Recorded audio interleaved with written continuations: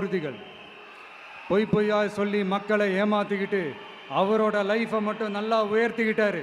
ஆனால் மக்களோட லைஃப்பை அவர் எப்படி உயர்த்தினார் தெரியுமா? வீட்டு வரியை உயர்த்திட்டாரு, தண்ணி வரியை உயர்த்திட்டாரு, தொழில் வரியை உயர்த்திட்டாரு, விலைவாசியை உயர்த்திட்டாரு, குப்பைக்கு கூட வரி போட்டாரு. இப்படி மக்களோட கஷ்டங்களை மட்டுமே அவர் உயர்த்தி வச்சிருக்கிறார். இன்னும் ஒரு படி மேலே போய், இன்னும் பல படி மேலே போய், தமிழ்நாட்டில் இது வரைக்கும் எந்த கவர்மெண்ட்டுமே வாங்காத அளவுக்கு கடன், அவ்வளவு கடனை வாங்கி வச்சுக்கிட்டு அந்த கடன் சுமையும் உயர்த்தி வச்சிருக்கிறார். எவ்வளோ? 5-6 லட்சம் கோடி.